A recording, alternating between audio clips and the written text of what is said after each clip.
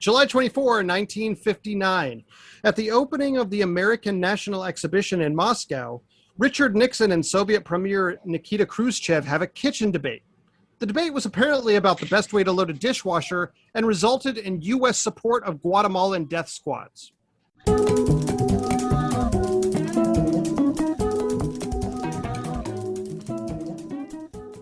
Welcome to The Revisionists. I'm Brian Flynn.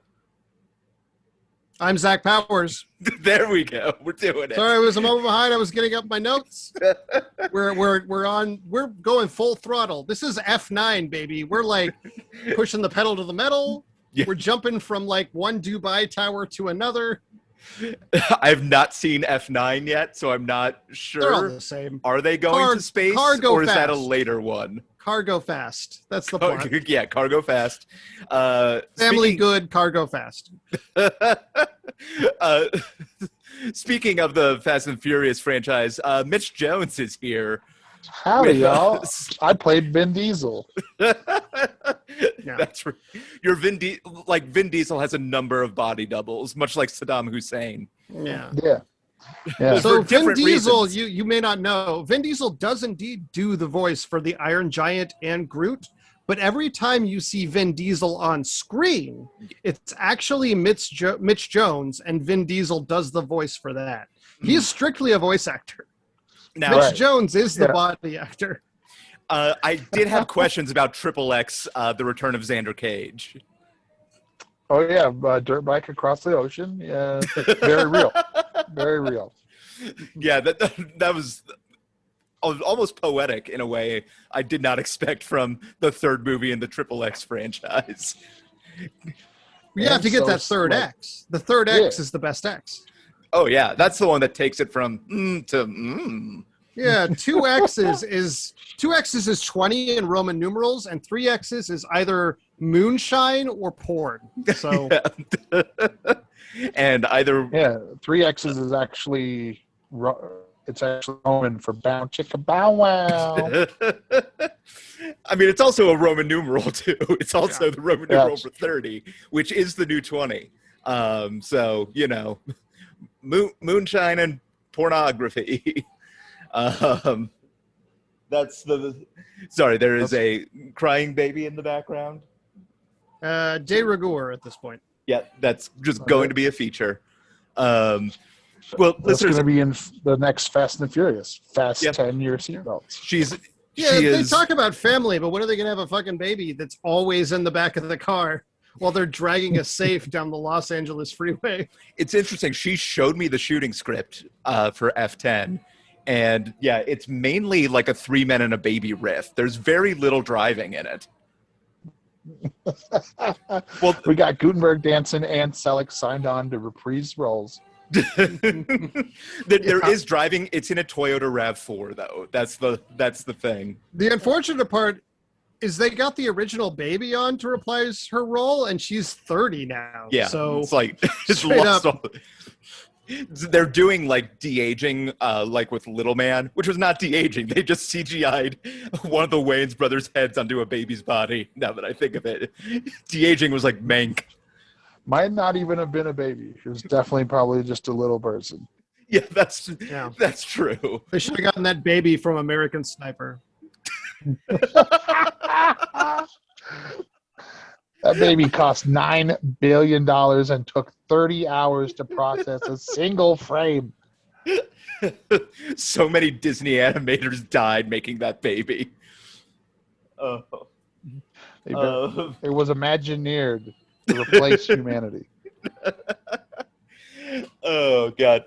Well, listeners, if you're new to the show, what we do each episode is we talk about the baby from American Sniper, because I think that's the second time that fucker's come up.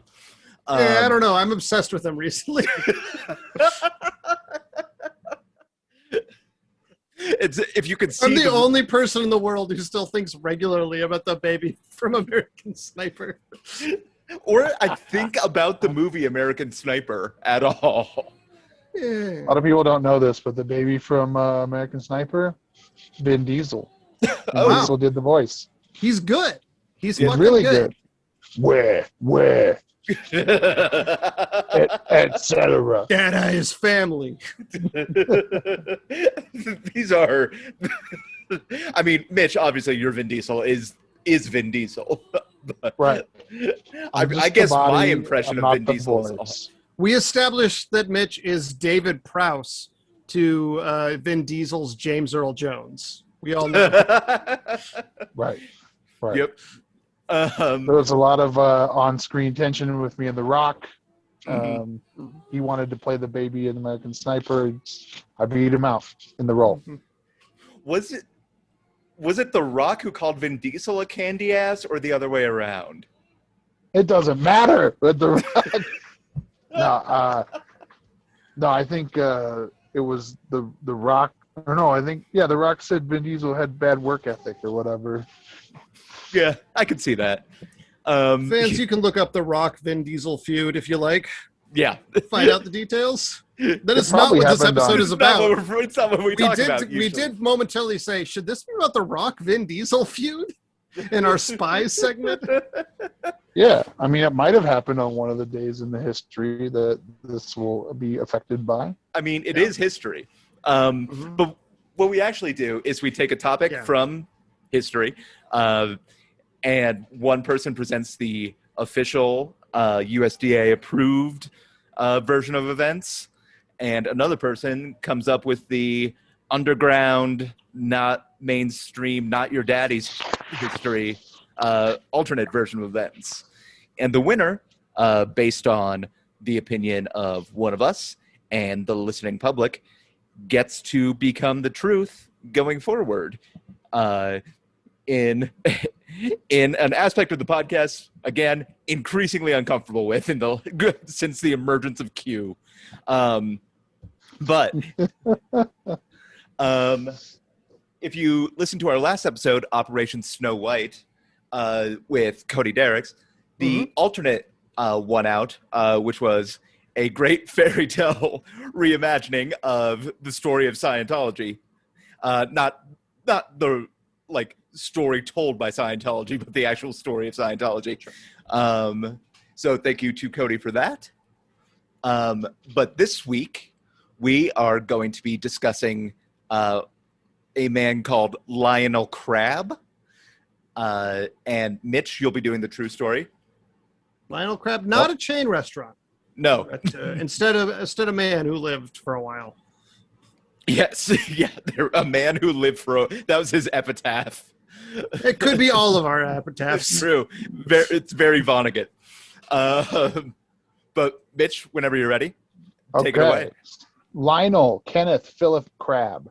He had two middle names. That's how British he was. He was a Royal Navy frogman, and not some sort of anthropomorphic animorph type person. Sure. He was a diver. He was not a battle toad. He was not a battle toad. He started out as a diver in the Second World War, and he was known for first off, he was let me give you the background on our man Lionel, aka Buster Crabb. He was born in 1909 to Hugh and Beatrice Crabb. Father of Buster Rhymes. Father of Buster Rhymes. He was born in Statham. He was born in Jason Statham, Southwest London. Streatham. Yep. You just walk up to a cart on the corner, get some street ham. I was thinking just a can of Ham's beer. You just find it. It's all warm. Scraped up from the sidewalk. Yeah, just like sun-warmed ham. I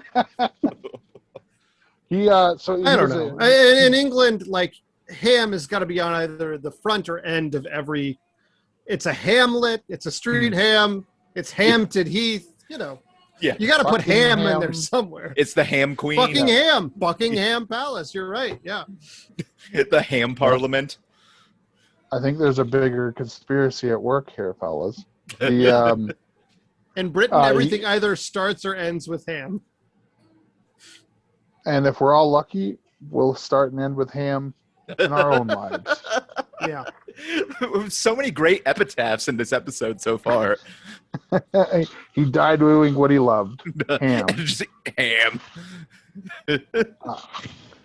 All right, so Lionel Crabb, he went to school on a ship, the HMS Conway, and he joined the Merchant Navy and enlisted in the Second World War, where he was an Army gunner, but then he joined the Royal Navy in 1941. And he was sent to Gibraltar, where he worked to dispose of Italian limpet mines that enemy divers would pop up and put on the hulls of Allied ships. And his job was just to disarm those. So if they came back to the port with it, he'd be like, "Oh, that's a bit of a sticky wicket in it," and he'd pop it up there. But so he's basically a chimbley sweep for mines. Yeah, he was. Or somebody who peels barnacles off a ship, but the barnacles could explode. Yes. Yeah, he was a barnacle boy. That was the proper term for it. But then he went to became a diver, and he would work during the war, where specifically when Italy was still part of the Axis powers. So he was kind of a countermeasure to Italian frogmen, and doing manned torpedo attacks. And at this point, the British Navy, they had only dived with rebreathers and escape apparatus, which basically looked just like a gas mask that they were, that was used for gas. But they're like, you could probably go under the water with it. Made out of leather, you'd have to trap all the air, pulling a grocery. Yeah, you're just sack coming up with with wet leather on your head. Yeah. But at one point, and they would just do the breaststroke while they were trying to swim on missions. But in 1942, there was an attack with 2 Italian frogmen. They came up and they died by these explosive charges that were thrown from these harbor defense boats, which is a tactic said to have been introduced by Crabb. He was just like, well, we just throw these bombs into the water. I love calling that a tactic when it's just literally throwing a bomb at someone. It's basically like something you could do in Zelda. Right. Yeah, it's basically the only thing you could do with a bomb in water. But he invented that. He was the forefront of the technology of throwing a bomb overboard while persons were in the water. And then that is notable because in 1942, these Italian divers, they had used swim fins for your feet. And so after they bombed them in the water, Crabb and his partner Sidney Knowles, they retroactively incorporated swim fins and scuba sets into it. Became standard Royal Navy equipment, so you could swim with big swim fins and stuff. Okay. So later inspiring the movie Swim Fin. Yeah, and Swim Fan too. Yep. And Swim Fun. Fuck, that's all Swim the Fin. vowels I can. Swim Fawn. That's probably some sort of knockoff Etsy site for swim trunks. Yeah. So they dropped the bombs in the water, and it was, and then they stole the swim fins from the Italians there, and that was it for his World War II service. He was awarded medals for his service, and he became he created the Office of the Order of the British. He was later Sorry. Yeah, it's such a weird you get what phrasing. you pay for on Wikipedia. He was later created an officer of the Order of the British Empire for these services, his service there. He investigated the suspicious death of General Sikorsky of the Polish Army, and also started, he was exploring the Spanish galleon from the 1588 Armada. So he was just kind of a civilian diver, Mhm. and in 1955, him and his fellow frogman, Sidney Knowles, they went to go investigate the hull of a Soviet Sverdlov-class cruiser. They wanted it. Sorry, it sounded like you choked on something for a second. Sverdlov! It's like me when I fit one too many marshmallows into my mouth. Swirl. I'm probably butchering that, but that's our Russian tradition. For now. Yes. So basically, they had in '55. They were like, "Why is this ship move so good? What's going on with that?" And why boat go? Why boat go? And what they found was there's a circular opening on the ship's bow underneath the waterline, and there was a large propeller that could be directed to give it thrust.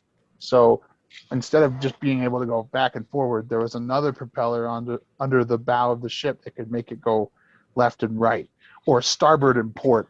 If you got my sea heads, you could direct the propeller in different directions, or alternatively have separate propellers for the direction you want to go. Also, shout out the sea heads, big contingent on the open seas. People living in international waters really seem to have taken a shine to the podcast, where the law can reach no man. Listening on their ham radios. Yeah, exactly. That's how they are British. Yeah. Yes.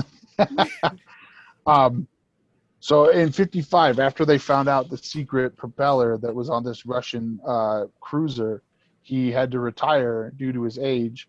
But after a year of retirement, he was recruited by MI6, which there's MI6 and then there's MI5. I don't know which one's better. If we're going by MI6 is like, a higher number, but only unless you're doing a top 10 list and counting down, and then MI5 is better. So right, it might be golf rules. Yes, it might be golf rules. If anybody would like a genuine clarification between the two, yes, I would actually.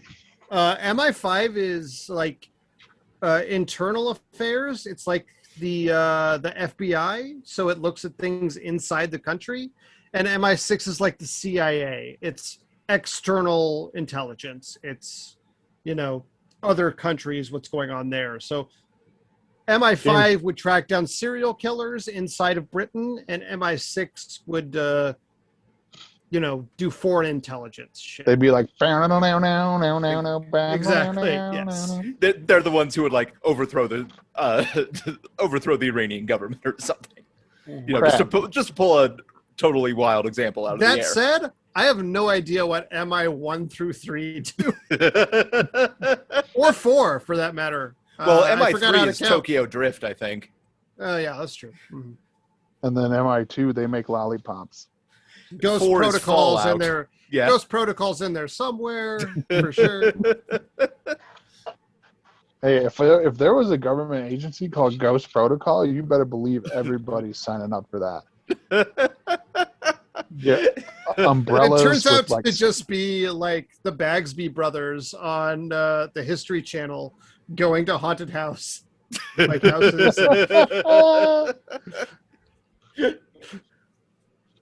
Okay, well now that's cleared up, so Lionel Crabb, was in MI6, and he was recruited a year after his retirement. But by then, his smoking and drinking had taken his toll on his health, and he was not quite the same person he was when he was in World War II.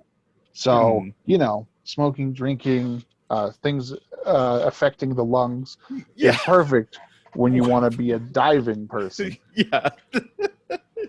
Just able to find your way in an unfamiliar environment and breathe. Just the two. Right. Physical endurance, smoking and drinking excessively, not the best. He's like, oh, come on, love. I could still find a propeller if me had a chance.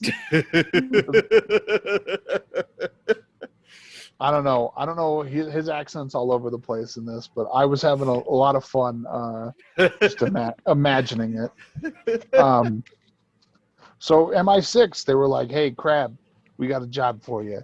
And it was again inspecting a Soviet cruiser. This one, the Ordzhonikidze. And that it actually took Nikita Khrushchev and Nikolai Bulganin, on a diplomatic mission to Britain. So they were checking out this, and apparently what had happened is he went to dive to check out the ship, and then that's where he had disappeared. So there's kind of an idea of like what happened to him. There's one person that was like, yeah, I was actually a Russian diver, and I saw this dude trying to fuck with our ship, so I cut his airline, and then, even though that's that's pretty bad for a diver cutting his airline. Pretty bad. This guy was also like, then I cut it. I also cut throat, so he wouldn't suffer. Sure. And, okay. I forgot about that part. Yeah. They cut his throat, cut his airline, not necessarily in that order. And, he was presumed dead. And someone was claimed to do this, but it was, the government tried to cover it up because it was a spy mission. So there was no body. And then they even took the page out of the hotel register where him and Sidney Knowles were staying before they went on this mission. And so they put it off like, oh, we were actually just testing equipment, and this is potential kind of shady doings by the Soviets. So, we're not at fault here. And of course, the Soviet government was like, no, they were actually trying to spy on us, figure out what we're doing. So it was a justifiable kind of killing. And even though they're like, but we didn't kill, so, he just maybe got carried away by the current. It's a very OJ, like, if I did it, then this is why, but I didn't do it. Meanwhile, other guys like, yeah, I cut his throat. Yeah, that guy who just kind of claimed that he did that. Well, apparently that guy just kind of got to walk away with his hands in his pocket while whistling. No one ever followed up on that one. It was the 50s. They didn't have time for detective work. And then 14 months later, after Crabb's disappearance, on June 9th of 1957, there was a body in the diving suit that was brought to the service by two fishermen. They pulled it up, and what was interesting about that was it was missing its head and both of its hands, which made it impossible to identify using the technology that was available at the time. The Wire season 2. Just about to fucking say that. The Wire season 2 was a far off, madman's fever dream at this point. But what was interesting was that the body had the same height, same body hair color, and it was dressed in the same clothes. Same height, not counting the head, I'm assuming. Yeah, same up to shoulder height. If we're talking animation standards, he was a head shorter. You know what I'm saying? They said that it wasn't nefarious necessarily that the body was missing the head and the hands, because fish and sharks and whatnot, but even his ex-wife or his girlfriend, they weren't able to identify his body. He was described as being in a faded green rubber frogman suit, which is kind of the style the Royal Navy's would have, and then also the remains of a white sweater, which is the most British thing that I've ever heard. Is gonna get ready to dive and do a little bit of spying, old chaps. Better bring a sweater. So he had a sweater. The suit had been, and this is a direct quote from the Wikipedia that I read about this. His suit had been cut open from neck to groin and along both legs, revealing "quote unquote" very dark pubic hair. But that still wasn't enough to identify his body. I mean, I'd have so many questions if someone just was like, "Yep, those are his pubes." Yeah, that's old Lionel. I know those pubes anywhere. Pubes so dark that light can barely be escaped from them. I regret that this is the episode where we've used the word pubes the most. I'm so sorry. No, that's okay. I mean, it's my fault. Yes. I would bet money that we've used pubes on another episode more. It's part of history, man. Historic pubes of history. Yeah. We've done like 100 and something of these. Surely we've gone down that rabbit Surprisingly, hole. pubic hair does not come up that much in history. Yeah, everybody was going Brazilian back in the day. Yeah, I mean, usually cum doesn't come up that much in history, but we talk about that. That's true. Yeah. There was also a scar that was apparently on his left knee that should have been there but wasn't there. I don't know if a fish ate the particular scar that was supposed to be there. I don't know. But, I mean, there's a lot of different... I mean, basically, they couldn't confirm that was his body. It was a body of a Royal Navy frogman. Mm-hmm. It was a body, a diving... He was a seagoing man, that body. And it might have been Lionel Crabb, might not. So for all intents and purposes, the dude is just presumed dead. And there's a lot of, there's a lot of theories out there, like he died during Soviet interrogation, where they actually just cut his airline, forced him to service, brought him like onto the ship, gave him medical attention because he almost drowned, and then they just put him on a chair with no bottom, and then whipped him in the nuts with a rope, Casino or whatever Royale. they did in Casino Royale. Yes, they gave him the Casino Royale. It was a carpet beater. With his wet sweater. That's what they did. They knotted it up and whipped him with that. And then another one is that he was just killed by the Soviets. They used the patented throw a bomb into the water method. They, how ironic. Yeah. How ironic. You develop a system and then it was used against you. The most prominent one, I guess, is that he was captured, brainwashed, and then defected to the Soviet Union and assumed the name Leonid the Kraboff. Oh, nice. Yes. But yeah, there's. You really phoned it in on the last name there. My name is Norman Human. Regular guy. So that was, death by misadventure is probably the most common one, where he just, he was too old and had drank and smoked too much, and that he died of oxygen or carbon dioxide and poisoning. It made him unsuitable for the mission that he had been assigned. I think that body that they found was Lionel Crabb.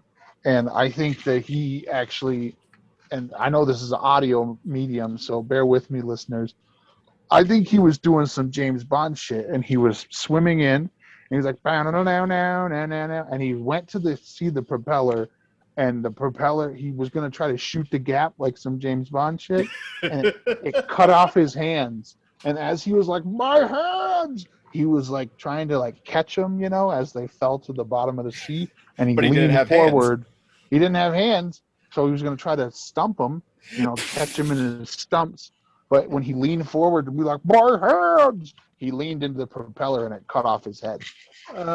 This is maybe the first time that the real history also has the alternate history built in. Oh, shit. I'm sorry. No worries. That is very possible. The fate of Lionel Crabb is a question of many few answers. I mean, we'll see what Zach's sources say. Yeah. If you're ready, I can go off. Yeah. Mitch, thank you. Thank you. Zach, whenever you're ready. Yeah, so Lionel was definitely big in the MI6 community. Get all the gadgets. Yeah, for sure. Combining his unique last name and his first initial L, they kind of gave him the code name Lobster. He was a big part of their deep water operations in the 1950s. And he got all of the latest developments from Q Branch. At the time, the biggest one was the Smart Beach Towel. So it was like camouflage. You could camouflage on contact, replicate the area surrounding you. And, it had a laser. It could, do all that kind of. And then on one side, when it was like in its non-camouflage state, on one side was the Union Jack. And on the opposite side was a Big Dog's towel. It said Stone Cold Steve Austin with like a dog version of Steve Austin on it. And it said opening a can of woof ass. So that was kind of the aesthetic they had at the time. It was pretty standard issue. So whenever they launched a beach invasion, they'd have a number of... Is that an actual Big Dog shirt that exists in the world? No, it should though. It is. It started with this British intelligence agency, but yes, you can now, or at least in the 90s, you could buy this shirt. I heard they were going to turn the Union Jack into that and just change the flag altogether. Yeah, I think it went up to Parliament, and the House of Lords were like, "Oh, we're no fun. We're not going to let that happen." Yeah, the Tories shot it down or whatever. Yeah. Anyway, so basically, whenever a mission was a go, they'd have like at the deployment point, people on the beach with their standard issue towels, and they'd flip it to the Union Jack to say like, "Oh, the mission is a go." It's also worth noting that the towel shot a laser. It propels you underwater like a magic carpet. And it contains a rebreather. So it's really good. It's a pretty good gadget. How's it absorbency-wise? Not great. Oh, okay. Yeah. They had to it is cut sub out... ShamWow. Yeah. Oh, no. Yeah. Yeah. It they had to cut out a lot of the absorbency for the, laser mechanics. So it's kind of scratchy also, I'm sure. Yeah, it doesn't feel great. You want a second towel in your backpack. Okay. For actual toweling. Yeah. Does everything except for toweling. Yeah, there's actually a big sticker on it that says, "Don't use as towel." Right. So on the day he was going to go after the Russian boat, Lionel sees Union Jacks aplenty on the beach. It's time to be launched from the traditional standing launch point underneath the nearby dock. He heads out, and he could have never anticipated what he was going to see on this mission. It was truly wild. So he was intrigued by the plans for this propeller, right? But as he went out there, starts heading away, he discovers that there's a secret lab upon this ship. Like, he uses his laser to get inside and discovers there's a secret lab beyond just the propeller. There's like alchemy and shit like that going on in this place. They're trying to bring Hellboy into the world. That kind of alchemy. The Ron Perlman Hellboy, not the David Harbour Hellboy. But he decides the best way to go about this is to stow away on the boat. Don't just break in, but stow away, hide, and he ends up in an exciting secret lab in Barbados. There's a mid-air plane battle. There's an avalanche in the Ural Mountains as the adventure goes on. He ends up in an undersea lab in the Mediterranean. He's now joined by a new busty bombshell partner named, and I actually, her name is Busty Thick. But it's actually Busty Ty CC because she's the 200th in her line. So it's Busty Ty CC. the 200th busty tie. Quick, if someone can get the domain they have to fight against bustythick.com, the Russian. we'll redirect it they to have the to fight podcast. against Russian scientist Dr. Dmitry Strangle, of course. Noted war criminal for the Soviet Union. Dr. Strangle has cracked the Medusa code, which is an alchemical process that allows a biochemical that not only when you unleash it onto people, it turns their skin gray as stone and makes them stiff as a rock and kills them. So essentially, it's the Medusa code. It turns them to statues biochemically. Very dangerous if you can unleash it worldwide. Yeah, in the wrong hands, we'll all be Pompeii times 10. Exactly. So eventually, Crabb is able to defeat Strangle by putting him inside of a torpedo, the same torpedo he launches to destroy his evil underground lab. And I'm sure there's some like big beefy guys that he kills in the process in interesting ways as well. I didn't name them, but I'm sure they exist. There's one that's named Ralph for sure. Oh, yeah. For sure. Another named Rafe. Rafe and Ralph. So now, with a sample of the Medusa formula in pocket, Agent Lobster returns to the dock from which he was departed from. But unfortunately, in his final closing in to the dock, the vial breaks and he's exposed to the formula, turning him immediately to stone. And so he's lost. Nobody knows where he is. And so they decide to launch a rescue operation in the standard procedure. A number of British agents go on the beach with their standard issue, Union Jack towels. And one person writes, "We were at the beach. Everybody had matching towels. Somebody went under a dock, and there they saw a rock, but it wasn't a rock. It was a rock lobster." And that's the true story. Rob. That's the true story of Lionel Crabb. That's rock lobster. That's the true story of Lionel Crabb. So there you go. That's what happened. Dang. I wouldn't have figured that. I don't know. At least he took one for the team and stole the Medusa technology, because I don't think we could have handled everyone petrifying at one point. Yeah, he did save the world, but he did get petrified under a dock. That's why, of course, Agent Lobster, R.I.P., pour one out. That's why, of course, that famous, sad, slow ballad was written about him. Yeah, I don't know what you're talking about. But yeah. Oh, okay. Yeah, no, of course. Zach, thank you.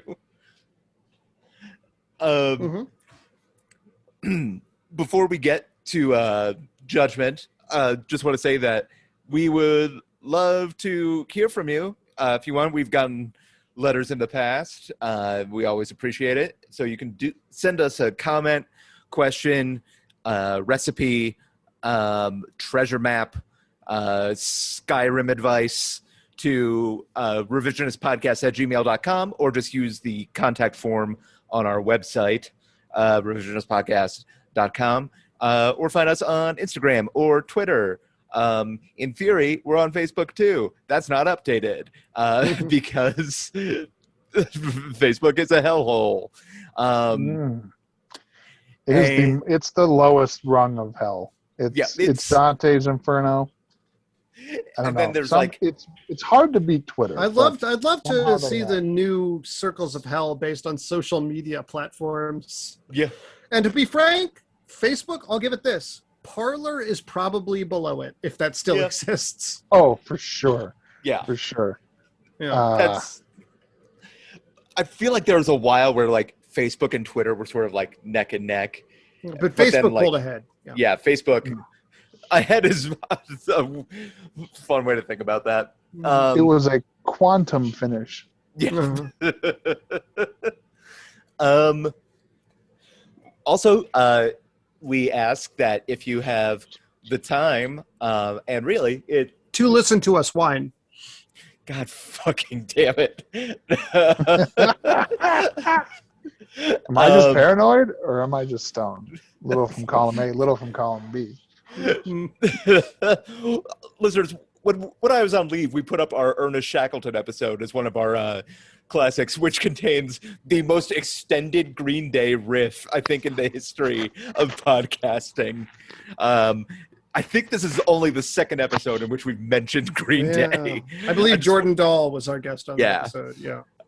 Just want to say, we don't typically talk about Green Day if this is like your introduction to the podcast. They've only listened to that episode and this one. And now they're like, these guys talk about Green Day a lot. We're usually an Offspring podcast. Anyway. Listeners, we're going to take a hiatus, but we'll wake you up when September ends. So, Jesus. No, but if you have the time, and really it only takes a couple minutes, we ask that you write a review of this podcast on your podcast service of choice. Apple Podcasts is especially helpful because that's a lot of people use it. Every time I try to come up with like a way you can have a fun review, like a nonsense phrase from the episode that you put with 5 stars. This time, if you want to write one, write a review for one of Green Day's albums.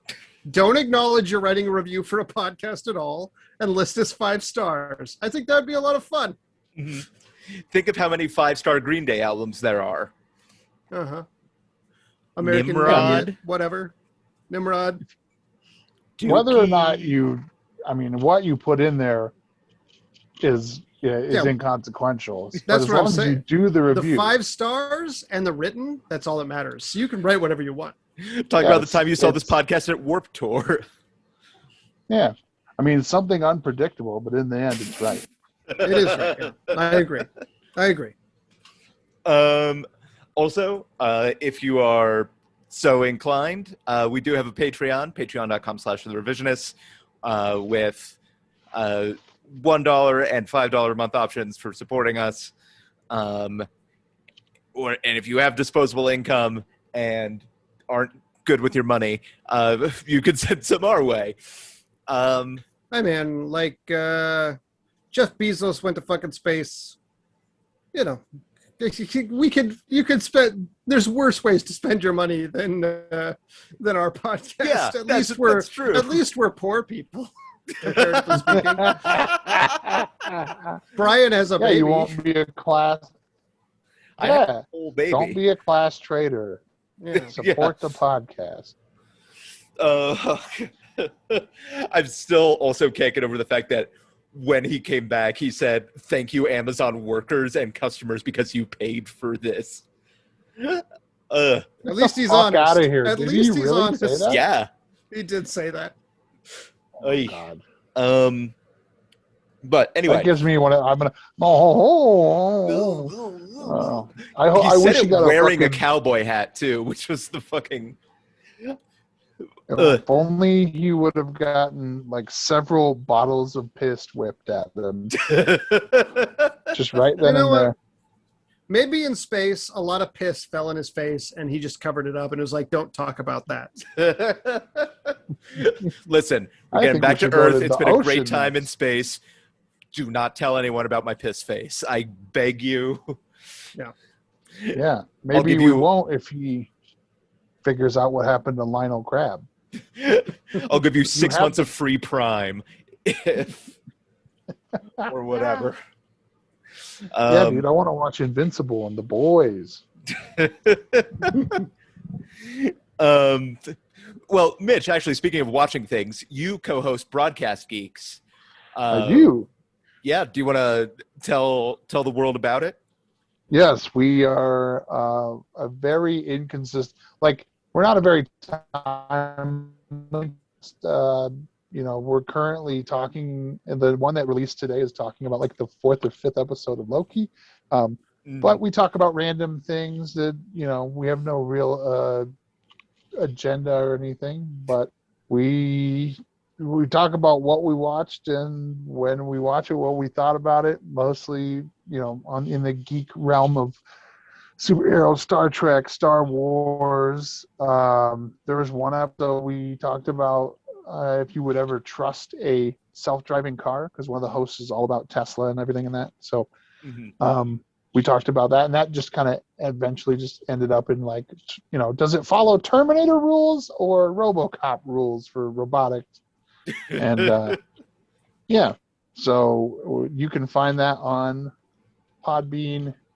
We are on Apple Podcast, and then we just started doing it on Spotify, but I don't think anyone listens on Spotify, to our podcast at least. So anyway. I'm just also picturing like RoboCop rules for a self-driving car being like, whatever you get out, you have to say, "Nice driving, son. What's your name?" And the car has to say Murphy. Oh, I was thinking like, oh, so you the shoot car someone's sees a dick criminal off. and drives into their dick. Yeah.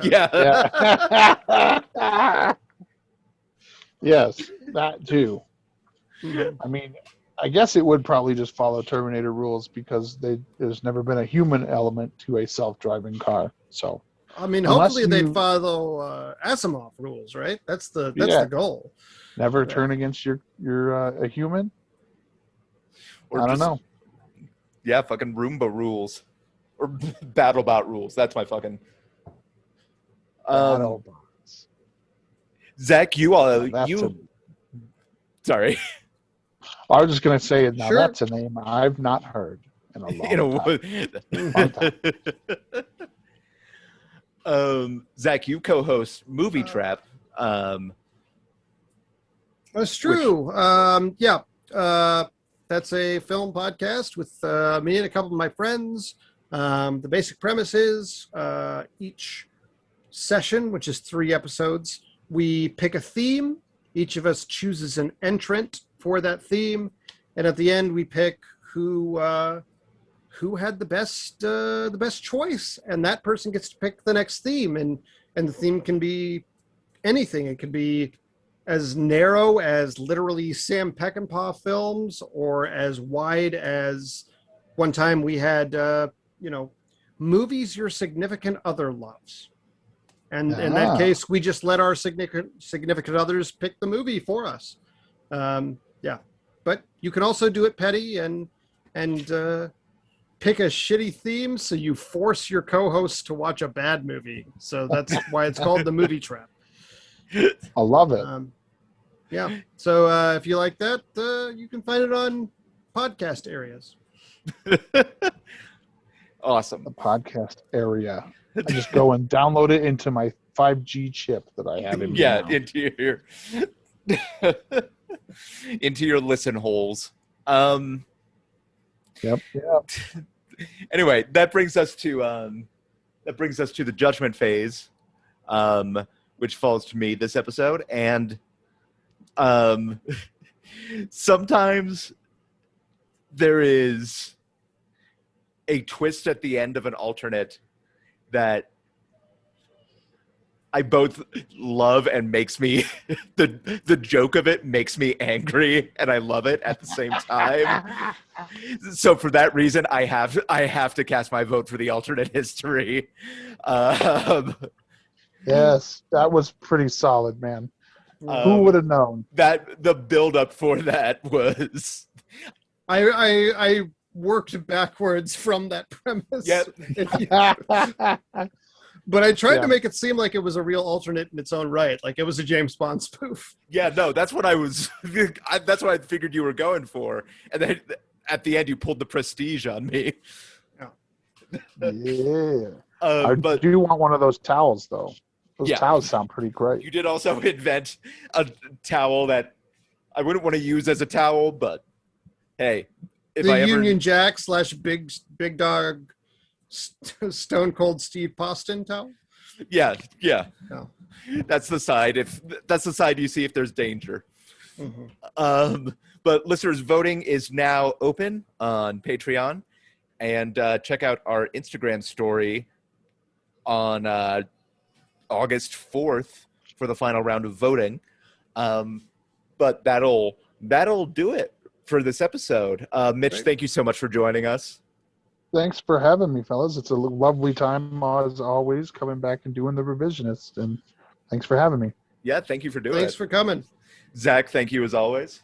Of course. Thank you for doing the host and stuff. Yeah. Also, real quick, I've got to say this up front next time we record, but since Kathleen has been born, Zach has taken on the editing and a lot of the booking and stuff for the show, and it's been super helpful, and thank you for doing that. But for everyone here at the Revisionists, let me get the name of the fucking show right. I've been Brian Flynn. I'm Zach Powers. Have a good time. Have a good time.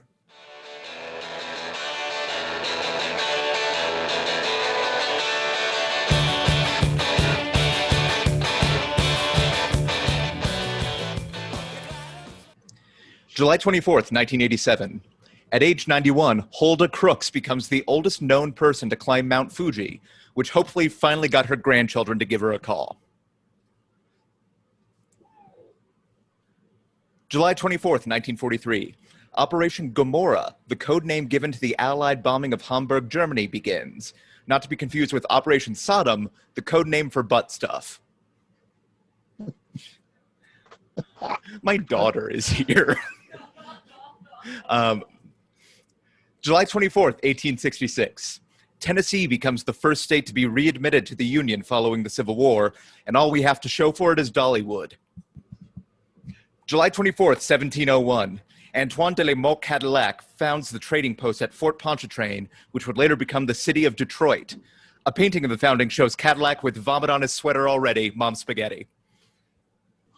July 24th, 1866, Tennessee becomes the first U.S. state to be readmitted to the Union after the American Civil War, after an overwhelming Union demand to return to Dollywood. Perfect. Basically the Synchronicity. same Great joke. July 24th, 1901.